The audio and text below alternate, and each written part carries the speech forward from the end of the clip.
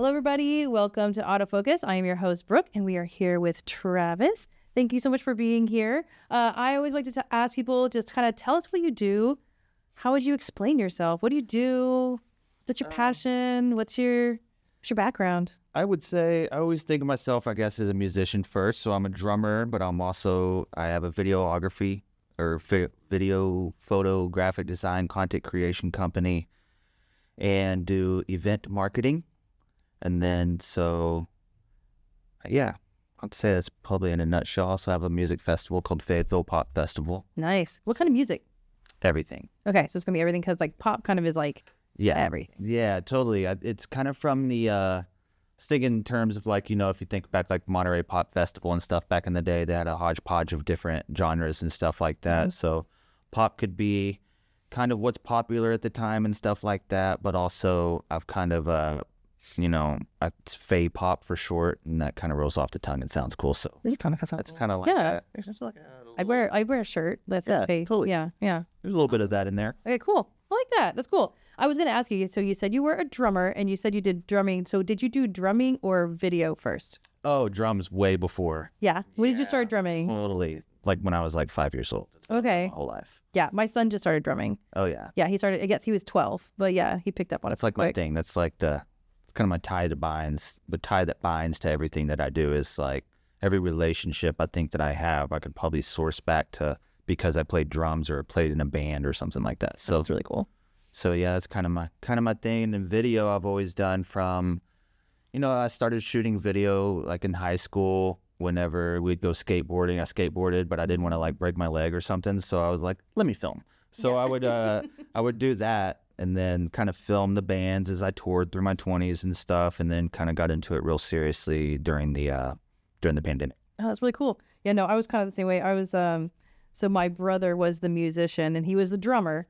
And so I had the station wagon in high school, and so like I was always the station wagon / like photographer / whatever they needed. So it was really fun to kind of go and do that side of it. I like being like, because you can still like you're behind the scenes, but you're still you're like in the action now. Yeah, that's why I love it so much. Like, yeah, you're like a band in Kansas City. They're like, so like we want this. I'm like, say less. I know what you want. Look at who you want. Yeah, watch this. Yeah, like I get to do for other people what I wish somebody would do for me. You know what I mean? Yeah, because you can get up there. You're like I'm going to tell your story. I'm going to get cool pictures. I'm going to It's like that's a really cool thing, and you have an interesting perspective because you did it. Mm-hmm. So you're like, it's like what I wish someone had done for me. Yeah, especially when you know what they're going to do and they have synchronized dance parts or something like that. Yeah. I still film my bands, but I'm like playing drums, so they're all like stationary and some GoPros or something like that. It's not like the gimbal or like getting up on stage like in the mix. Yeah, I always like to talk about people about angles. Like I know because like I think that's kind of one of those things that like kind of elevates somebody from being like a novice to like a pro is like once you start understanding angles and how to capture really good like action. Like what are your thoughts on that? Yeah, I agree. Like you can't just stand back and film, filming a band 3 people or something like that. Maybe you're filming it out. Vertical video. Video. Totally. Which I mean, if that's all you got and you're trying to capture everything on stage, there's totally an application for that. But like if if we're doing music and you've got somebody that's like doing a guitar solo in the front and you can try and get the action of them playing the guitar, but then you have maybe the blur of their face in the background, then you can kind of see that they're making a face. Then you like pan up to the face, then you've like captured the moment a little bit more intimately. So 100%. Yeah. Yeah. I feel like it tells a story, and it also like brings people like further in because they're like you're in the action. Like that was one of those things. When I took pictures at the newspaper, I always wanted I didn't like using my telephoto lens. I wanted to use my wide because that makes you like part of the action. And so that was always kind of like one of my favorite things to do. So I feel like that tells the story more than like it is from being like a watch. It makes you experience it, not watch it. It's been interesting for me to have like work with people that's done it for longer than I have, and they'll have, some people blow me out of the water, and then other people they just shoot completely different or something. And so it's like see what their strength is and then kind of fit around that and then kind of build on something of their creative, if you will. So like I've got like a guy that just shoots like really Like if it's somebody making something in slow-mo and stuff like that, it's just like it's like a Italian food commercial or something. Oh, that's good. Like that. So it's Yeah. Like, do your thing, man. yeah, like whatever's in there. So it's cool to see other people's perspectives and how they do things as I'm editing these videos and stuff. So yeah, there's totally like Yeah. an approach to it. So when you go and shoot, like, will you have like multiple like people shooting, and you have to take it and put it into like post or? Man, it's I wish. Most of the time it's me. I shoot most of the stuff. Usually a 1 or 2 person team is most of my stuff, or somebody else is doing the shooting and then I'm editing it, or you know, we don't do a lot of like 3 or 4 person team stuff a lot of the times. Yeah. That's like big. That's big. that's a lot. That's big time. Most of my stuff. Do you want to is, like, manage short all form that? stuff. Because I feel like if you're like the owner of the company, and yeah. Like I would. So my background is like booking for music venues and booking for bands and stuff, like at very high quantities. So for me, I can sit there and admin and book it all day. It's when it comes down to, then I got to go shoot, but then also I got to edit it. But then you have like a life or something. You're gonna eat dinner. Like there's like, so it's trying to wear like all those different hats. I've learned to like get a good team of people around me that have different strengths. And then you might actually have to scale your business around the strengths of your team whenever you're working with independent contractors like that. So that's really good. Yeah. It's kind of been like my science, if you will. I've got my strengths, but then I've got other people that crush it and they just don't want to go talk to people. Yeah. And so you're like, just work with me. This is perfect. Yeah, totally. Yeah. So, that's awesome. Tell us about your business. So what's the name of it? It's called Travis Smith Productions. That's my name, and I produce stuff. And I worked with for about, I think like 4 years with a company called Lens Audio, and I had worked for, I worked in the hospitality field, managing bars and stuff. I used to be the bar manager at the Amp for 5 or 6 years. I don't remember how long it was, but somewhere around there. But the pandemic came and kind of shut down the hospitality and the music industry type stuff. So ended up meeting some folks that starting a marketing company up, and they needed somebody more on the graphic and kind of business management side. So I did that for 4 years and was kind of straddling the line of community events, kind of music, entertainment, and festivals. And the other half was more of like kind of commercial real estate and working with more like businesses and stuff like that. And so and it was me and another person, and that was kind of like, he did that and I did this.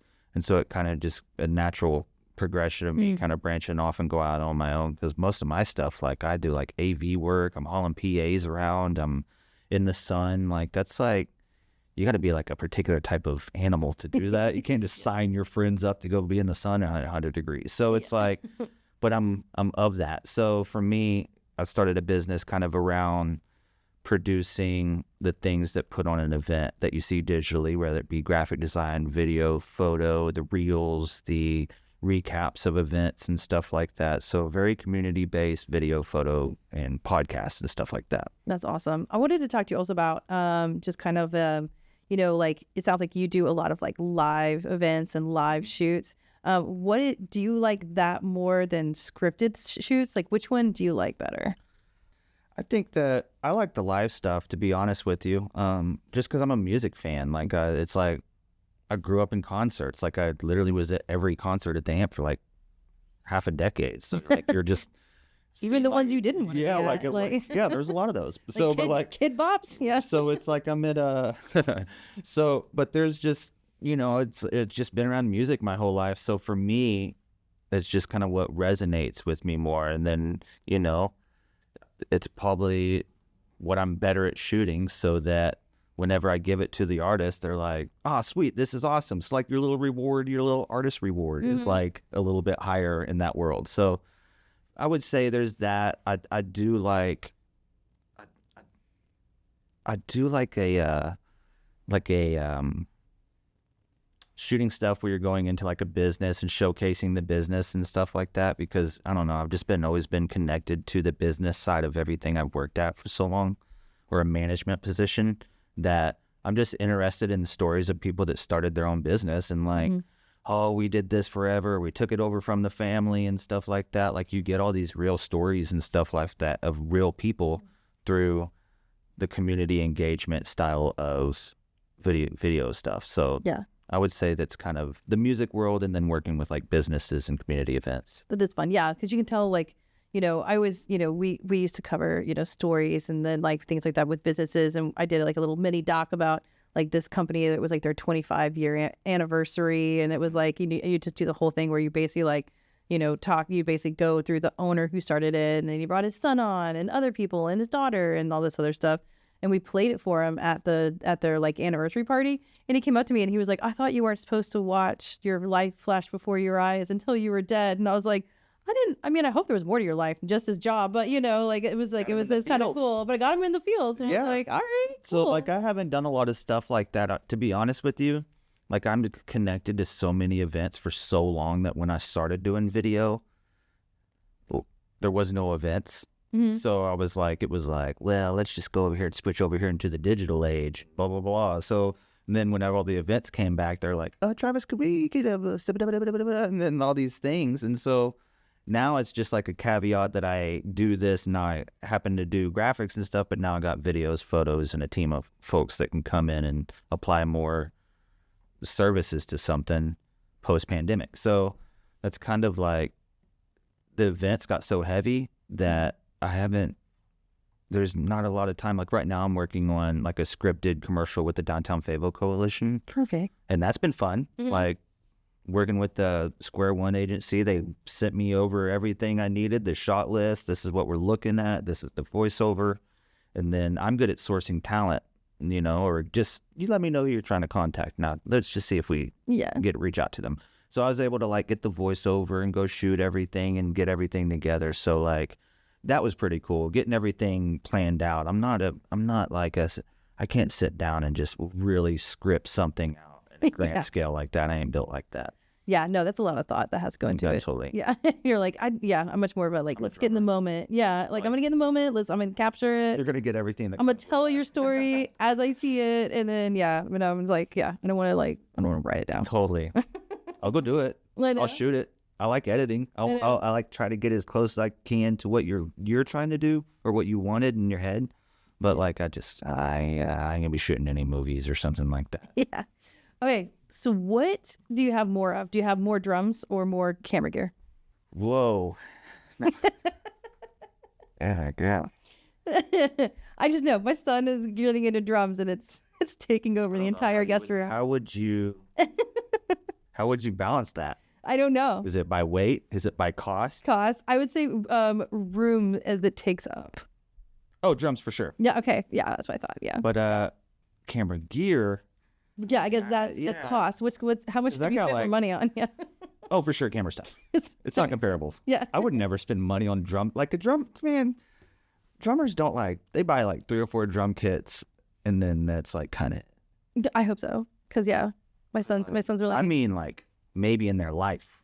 Okay, good. So like we got the starter kit. The last kit I bought just because it was like super pretty. But other than that, I would have been like, I don't want another drum kit. The kit that I enjoy playing most right now, I've been playing for 20 years and it's like a $700 drum kit. That's amazing. So like drums are different. It's not like you can fall in love and get a good sound out of a kit without wanting anything new. It's like more sentimental, I feel like. Yeah, guitar players just grab different things throughout a song. Oh, I use this on that song. Yeah. And it's like, all right. Drummer, you can't really change that out. No, you're done. Yeah, it's it. That's it. It'd be a nightmare. You bring 2 drum kits to a gig, see what happens. Holy moly. That'd be hilarious. Oh my goodness. But I guess camera gear, like tech is changing all the time. Mm-hmm. And so like you're always like upgrading and doing stuff like that. What was your first camera? Oh man, I think it was like a little Panasonic handheld thing it's like my mom's VHS on the shoulder. I had that. The Panasonic. Mm-hmm. I think she still has it. I think I saw it too long ago. And then but then after that, when we were skateboarding, this would have been probably in like 2000, and using just like a little handheld Sony or something like that, something you'd get from whatever the equivalent of Best Buy is at the time. Probably Best Buy. Yeah, maybe. So Yeah, that was probably then, and that was more so I've kind of looked at filming to capture moments that I thought would be important because my band was playing out of town, and I was in another band, would do stuff like go to Philadelphia and go to the Rocky Steps or something. So it's like, why not have like a Sony Coolpix with you? Yeah. The Coolpix. I had a Coolpix. Yeah, you put that card out, put it in the camera. Yeah. It was like game changing when those came out. Yeah, it's amazing. Oh, that's so fun. Okay, cool. So you've done drumming, you're now a video producer, and now you're doing podcasts. So how did you get into podcasting? Ooh, probably about 10 or 11 years ago, my buddy Levi Combs, I used to manage a bar on Dixon Street, and I had hired a guy and became really good friends with him. He goes, man, you should listen to these podcasts. It's like they talk for like a long time about different topics. And I was like, okay, let me rush right out as fast as I can and listen to that, which I didn't. Give me like 6 months or something. He's like, I'm telling you, man, we got something's on aliens, and then this is on, history and stuff like that. And I was like, all right, what is it? And so like listened to one, got hooked, and then then you're listening to 4 or 5. And at the time, like I said, I was managing a bar, so I'd be like putting in, you walk in through the day, you're putting in orders and just doing a lot of stuff by yourself. It was the perfect thing to kind of throw in your headphones and just walk around and do stuff. So, and then at the time, you're traveling in the band. I'm driving like an RV of like 6 dudes around. You don't really want to listen to everything, so just listening always constantly. I bet I listened to easily. For a long time, I was listening to easily like 4 or 5 podcasts easily a day. That's crazy. Yeah. And so then I started hosting them. I hosted the first one probably over 10 years ago called Natural State Radio at East Hall Recording Studio with Chris Moore over there. And we did that, and then got into, later would be like another podcast called Making a Scene. And then I had one called Beats by Travis. I bet I did probably anywhere between 60 and 80 episodes there, and then started the Georgia's Live podcast and did about 95 episodes there. So through that process, kind of editing other people's stuff, then video came on board. And to the point where it is now where like, where podcasts are kind of farming your reels and your whole media content, basically. It's just what it is. Yeah. So it's like, that's like, what is it, like 80% of people's content kind of comes from podcasts and stuff now, but it's not so much like, it ain't like everybody's like listening to a ton of podcasts, but that video adds that video, and it can link back like this clip right now. Totally. You could put a voice, like I could be talking about Travis Smith Productions and put like a voiceover of all the stuff I did in the last week and just talk about that once a week and put that out once a week. And then you can just do that. And so I think that, I've always seen like it as a medium of radio that you could do yourself. And so I used to play radio station when I was a kid. It was my mom's childcare and make all the kids listen. And I think I would like play like 30 seconds of a song, tell some fake weather or something like that, and then go to the next thing. So I think if I've always been a fan of, if you do something and you're trying to get the message out, any media piece that you could use to tell it from your narrative and your stories so people can get a more broad context, the better. If they understand where you're coming from, you're able to say more things and they understand it more. So I think a podcast has always been that.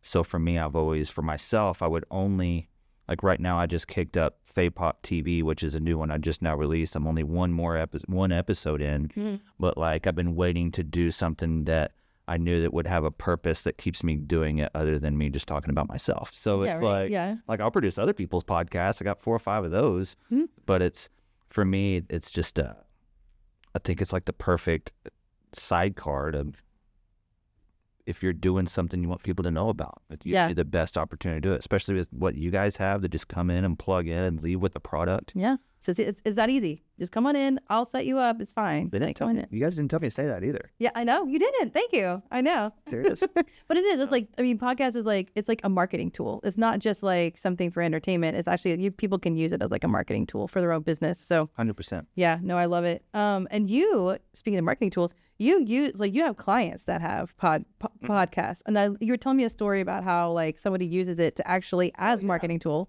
There's so many applications that you could use a podcast for that are outside of I think a lot of people, they'll start looking at monetization streams and of their podcast, and they're like, well, we got to get listeners. And once we get listeners, then we got to get a sponsor, and we got to go make a sponsorship deck, and we got to go talk to the sponsors, and we got to get them to believe that if they put this to this many things, then it's worth them paying this amount of money for this type of brand engagement and stuff like that. And so what I was seeing is the value of video. You're kind of like, we're calling it a podcast, but we're shooting a video. And because like, why can't we do this in other locations, at locations, and maybe have like some B-roll of like them cooking the fish with the fire flying and stuff like that. So I think talking to folks and getting them to see the value in that and seeing that this is a great way for you to connect with clients, provide an extra level touch point to where they're coming and you're spending a whole day. Like one podcast I do, I was telling you about earlier, is the Lost Wax, called Backstage with Lost Wax. And they are a luxury wedding band located in Kansas City. They do, I think they said like 500 dates a year, but they have like 80 members. They deploy I was about to say, it's like 4 to 6 bands at once. possible. Like, Yeah, so you'll like, and it's just a high level corporate wedding band. If you want the person in the front doing like the jazz thing, and then you want piano ballads over here, and then you want a band that does this, or if you want 3 hours of music with 15 people rotating, if you want a horn section, that's provide. crazy. You just kind of a la carte it from the Oh, sorry, like 80s cover band. Yeah. And so we were doing the podcast, and we did a few episodes, and then they were like, wait, what if we got like the wedding planners to come in? Then we kind of like built relationships with them to where they know who we're actually about, because Lost Wax is like buttoned up, super professional, easy to work with. They're all like really nice people. That's why I like working with them.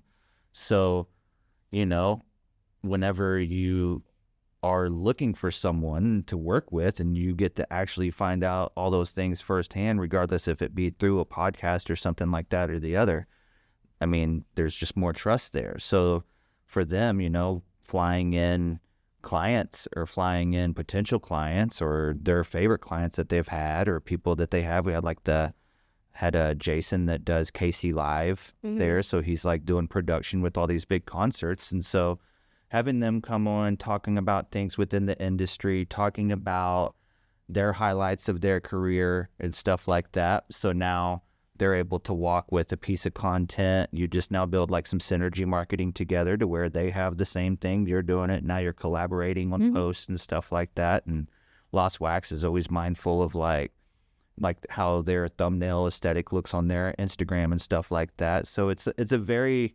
hands-on team-like approach to producing the podcast and the whole thing. But it's not, obviously we want people to listen to it. Obviously we're looking for views and stuff like that. But it's more so about building relationships with those people, but also giving them some content that they could use as well. Because, I mean, if they're paying for an in-house videographer, why not Let's do some other stuff? Yeah. So that's kind of seeing things like that. And then, you know, I got to do like the lunch hour series with KUAF where, you know, we had a artist come in and had a local business serving lunch. Oh, that'd be fun. So you got a free lunch and then a performance of like 6 to 8 songs. And then we filmed it like Tiny Desk style. And then we released the podcast and with the thing. So after seeing different applications of what we will call a podcast through different live music series and cooking shows and all types of stuff like that, it's just kind of cool to see how other people use it as not only as a client acquisition, but as a marketing tool as well. Yeah, I know. I love it. And, I love that you can just basically, you can bring people in and like, cause it's a cool thing, you know, people come in and they feel special. They're like, oh, there's cameras and it's cool. And like, you basically come in, you wine and dine them a little bit, and then it does, and it helps grow a relationship. And that it's like you gotta find out what people do. It's the best chance to sit down and like, you know, a lot of times the best. I think about, you know, that first episode I did on my new podcast I'm doing. I talked to Chris at East Hall, who I've probably interviewed 2 or 3 times, but I've known him half my life, and so now I get to like really ask him questions. Some of the questions I asked him when I was probably 10 years ago, and now like the answers have changed. So I asked him the same questions again. So it's kind of cool to be able to sit down and really dive into people and ask them questions. It'd be absolutely absurd to just ask them in a normal conversation. Yeah. Like what? I like now I'm curious. Why are you like that? Yeah. Oh, okay. Why do you do that? I guess it's something you can't ask Where when does other that people come are from? around. Yeah. That's so funny. I'm interviewing. Work all the time. Like, what's that about? Like, I'm going to interview my college roommate because she's a photographer too, and so I'm gonna interview my college roommate tomorrow. So that was probably what half the conversation is going to be. Is us just like, wait, what? Yeah. yeah, it's a fun. It's been really cool. Like, I've unfortunately, like, for dumb decisions in the past, like, you don't know how much you're gonna wish that you had them. But I've deleted like half the podcast I've ever done. Really? Aw, I know. There's some people here that work here, and they had, I guess TikTok was called something else beforehand, and it was like a lip syncing thing, and then it turned into TikTok, and she went in and deleted all of them, and I was like, I wanted to see middle school Sam like lip syncing some like early 2000s music. So yeah, like don't delete it. You can just privatize it, you know. And so I think like I keep everything. I'm a person like I want to know. Like I'm about I keep that it all. life now. I wouldn't before. Oh, like cringe. I'm like because like I know that eventually like like you'll appreciate it and you'll find humor in it later. Because yeah, my mom like the Panasonic ones, you know, we used to put it on the tripod and film me you know lip syncing to like New Kids on the Block. I'm going up and down the stairs. Totally. So yeah, and someone was like, did your mom just? I'm like, they're like, do you still have it? I'm like, yeah, my mom's got it. She's totally showed my son. So, which is fine. It's fine. But yeah. Memories. I know, it's so funny, and they're hilarious now. I was like, we're just making memories now that people are gonna cringe at later anyway. So exactly, like, we're just doing it all over again. My son already does that. He's 12, and I'll show him videos of him when he was like 2, and he's like, "That's so cringe," and I was like, "It's adorable." So, but thank you so much for being here. Absolutely. It was great to talk with you. And I have one last question that I always ask everybody: what advice would you give to someone just starting out? Like doing what? At being a content creator. So if they wanted to just content create, put it out on social media. Just consistently keep doing it. Like push through the awkward phase. And you're not going to be as good as you're going to be starting out. And you're not probably even going to be doing whatever. But wherever you land and where you're starting is going to be two different things, but you're not going to find out unless you just start doing it. And you're going to learn through doing. You're not going to find a trick on a YouTube video or something. You're going to learn through doing what works for you. Yeah, so, true. Authenticity, I think, is like so key. That's the easiest, to just do something that's naturally you that you don't mind doing a lot. Yeah, again, a lot too, because being consistent is also so important. Yeah, you can't disappear for a couple weeks and then be like, where'd my audience go? Come back. Yeah, you're starting over. Yep. Awesome. Well, thank you so much for being here. And all right, guys, we'll see you later. Appreciate it.